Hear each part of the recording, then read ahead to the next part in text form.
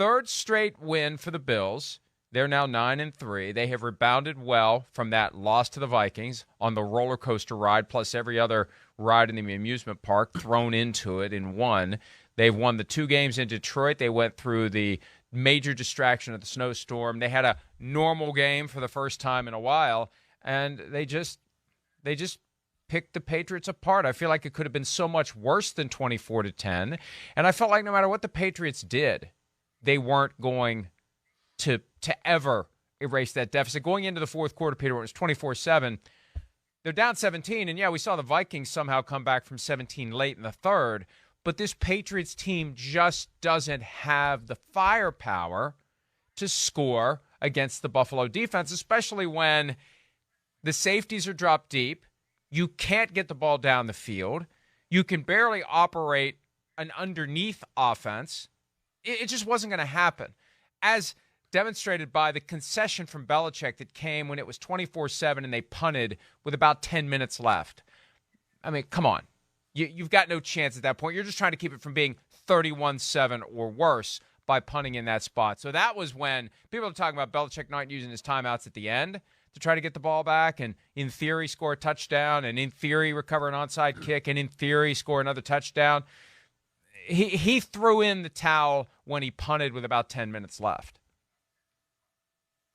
Hey, Mike, listen, last night, I think most people who love the Patriots basically thought, okay, we were not as good as the Bills last year in the playoffs. It wasn't even close. And so, but we've gotten better. And look what we did at Minnesota. Mac Jones throws for 382.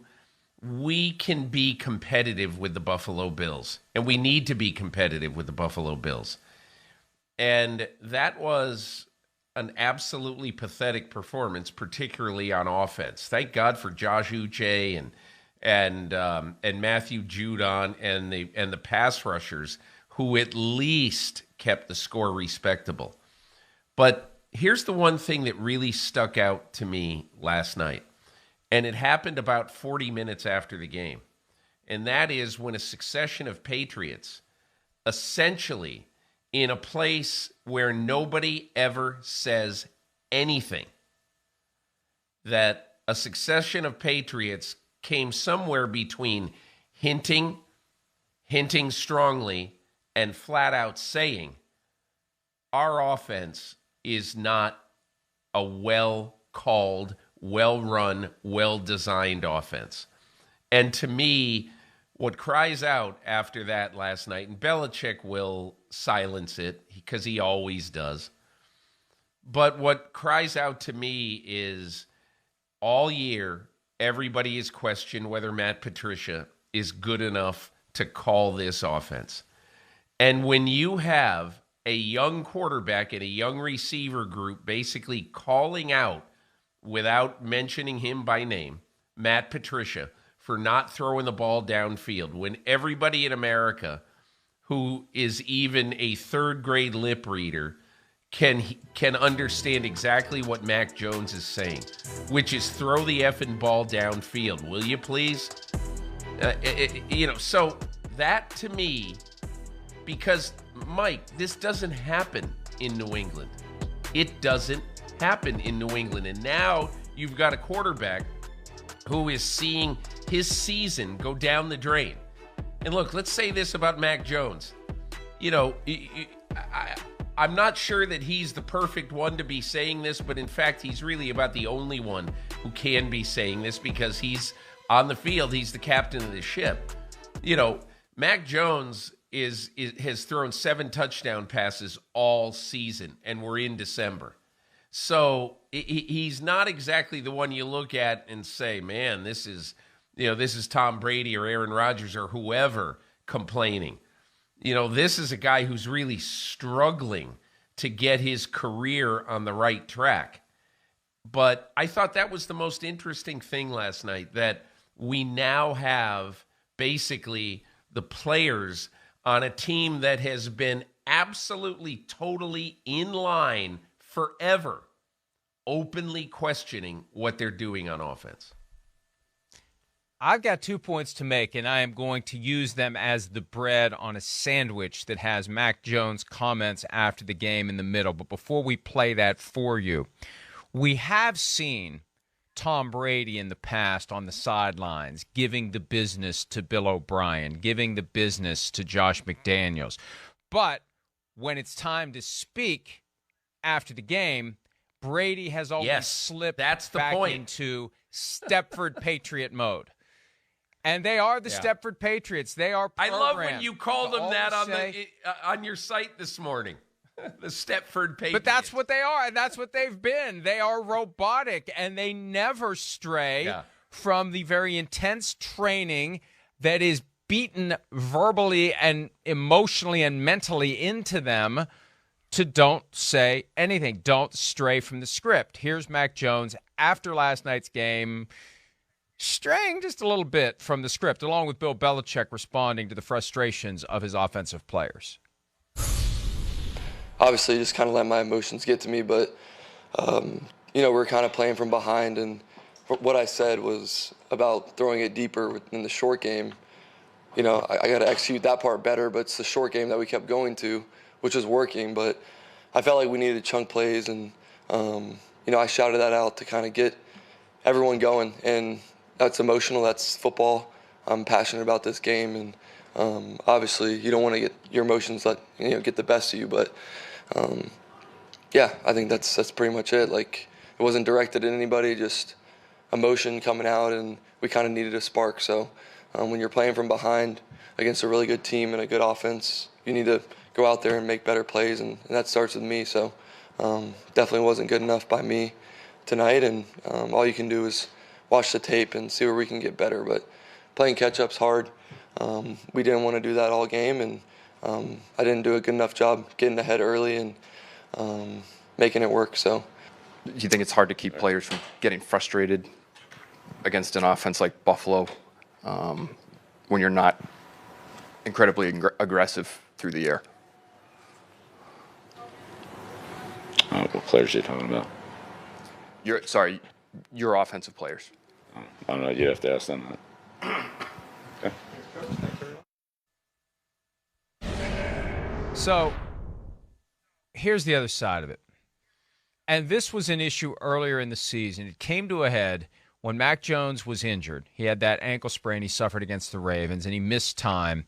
And there was some tension within the organization, specifically coming from Mac Jones, that he was ready to go. Bailey Zappi was playing. There was that group of Patriots fans that was rallying around Bailey Zappi. And at the core of that consternation was the simple fact that Mac Jones isn't thrilled with Josh McDaniels being the offensive coordinator last year when he was a rookie, and Mac Jones developing very quickly as an NFL quarterback. And now Mac Jones is stuck with the combo platter of former defensive coordinator turned head coach turned jack of all trades in New England, Matt Patricia, calling the plays, and Joe Judge, former special teams coach turned head coach turned quarterbacks coach, being responsible for the position. It isn't conducive, Peter, to your point, to the development that Mac Jones needs. He got a glimpse of what it's like last year with Josh McDaniels.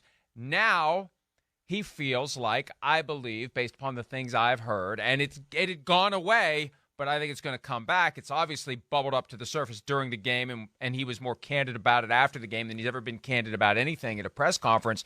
There's frustration there, and they're going to have to do something after the season. They've got to do something.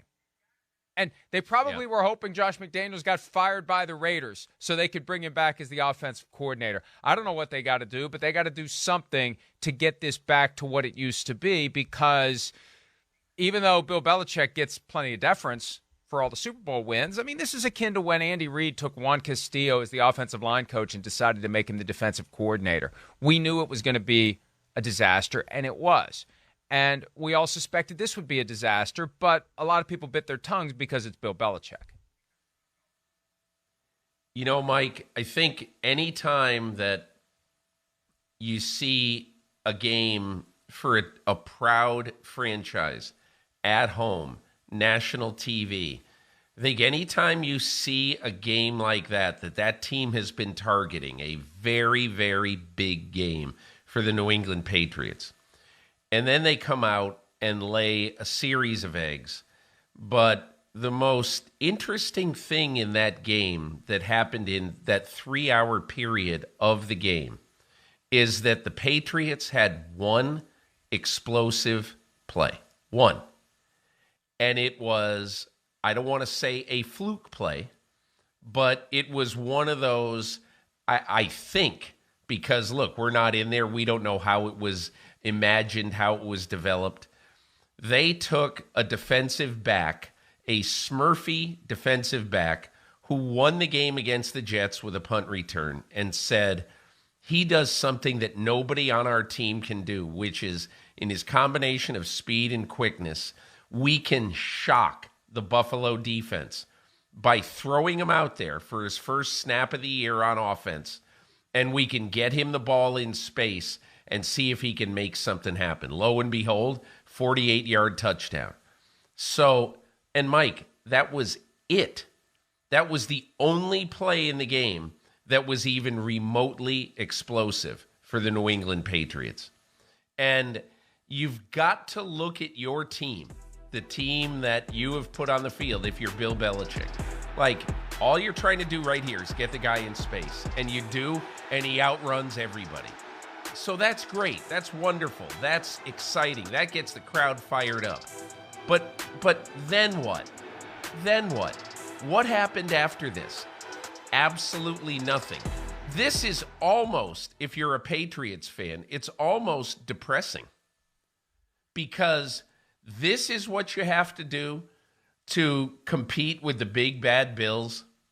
You know, a play that you pulled out of your rear end that works, that you're not going to, I don't think, use regularly, you know, unless you plan to use him on offense more, and who knows, maybe they will. They did it with Troy Brown, using him on both sides of the field. They've done it with other players. But I don't know what they're going to do. But the point is, he was not drafted to be a slot receiver or, sort of a running back to be, put in motion and to have jet sweeps or whatever. He was drafted as a defensive back and a returner. So all I'm saying is, it looked to me from watching the game last night that the gap between the Bills and the Patriots is exactly the same gap as it was for years between the Patriots and the Bills. And Mike, I got to tell you something. Last night, one longtime NFL scout who I've known for, 25 years, I'm watching the game and I get a text about the third quarter. And this person said, putting Mac Jones and, it's a bad look for Mac Jones to be on the same field as Josh Allen. And I think that said it all. But that right now is what the Patriots have. They've got to figure out a way to be competitive with the new Tom Brady in the division. And his name is Josh Allen.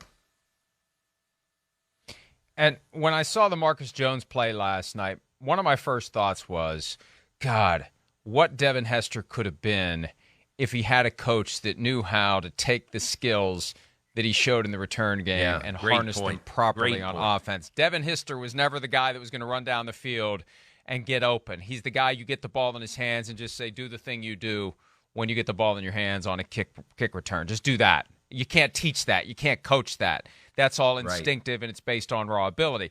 And then, Peter, to your point, that's all they had. They fired a cannon with one ball. It's like those muzzle loaders that they fire, the muskets. Yeah. It's got one ball in it. Yeah. By the time you get the next one in there, the game's over. And that's all they had. And it made it more glaring that that's all they had. They had the one play, they used it at the right time to go up 7-3, and then it's 24-7 because they didn't have anything else. They didn't have any answer. Now, part of the problem was the Bills' defense was making it hard to go down the field. Kirk Herbstreit and Al Michaels broke it down very well last night, how they had the single high, one deep safety or the two safeties deep, and there was no way to get a guy like Devontae Parker open down the field. It was just impossible. So, but if you have Josh Allen, to your point, the impossible becomes possible because Josh Allen can fire a missile through those defensive backs and to the guy that he wants to get the ball before they can even realize what's going on. And the one last point I want to make, and this bubbled up this week, I think it was Jeff Howe of The Athletic, who previously was with one of the Boston papers, I believe the Herald. So he's got ties to the organization. And when he speaks about the Patriots, it's got more baked-in credibility than others on a national platform.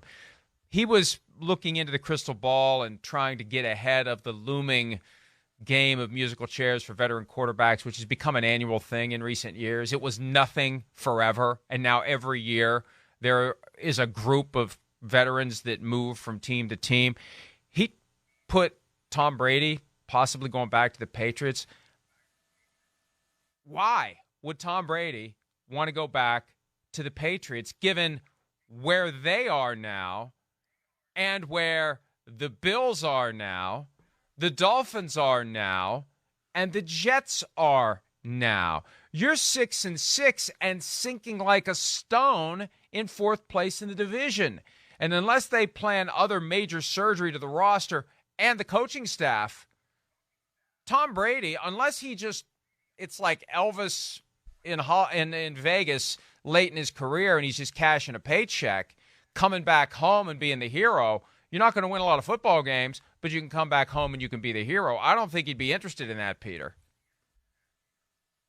I can't envision him wanting to go back there. The only, Mike, the only way I think, and again, look, this is a topic for 45 shows after the Super Bowl, because every show you have after February 14th or whatever day the Super Bowl is, every show, I guarantee you, will have a segment on Tom Brady and will he or won't he.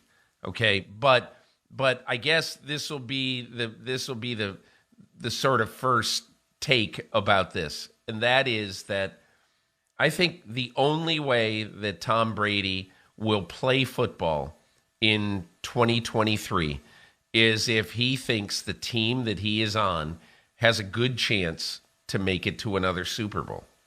I mean, and I have no idea. I spent a little bit of time with him in Munich, and I don't have any idea what he's going to do in his future.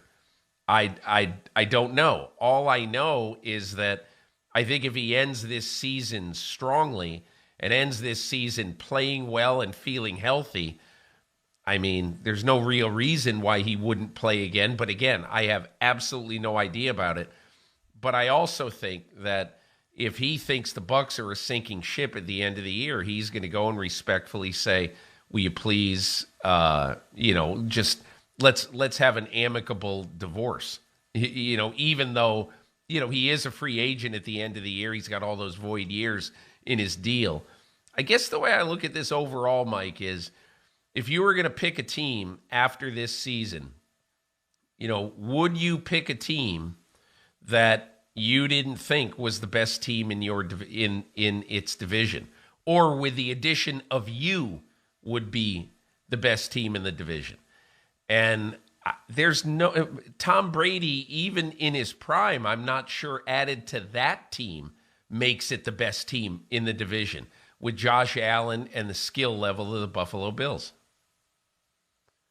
And look, I didn't want to take us down that rabbit hole, but it became a thing this week. Oh, why not, when that Mike? Article landed. everybody glomming onto this possibility of Tom Brady riding the white horse back to New England and changing everything. Our point is, anybody that watched the game last night realizes they are not a 46-year-old quarterback away from turning this thing around. And the path, much more difficult than it was in the days, as you said, 4 years ago, the tables were turned. The Patriots were the top dog, and the Bills, no matter how hard they tried, couldn't gain ground. The Jets and the Dolphins couldn't even get out of bed in the morning. They were that bad. So everything's turned upside down now for the Patriots, and I can't see why you'd want to go back. Hi, it's Mike Florio. Thanks for watching PFT on YouTube. Hit subscribe for the latest news and analysis from Pro Football Talk.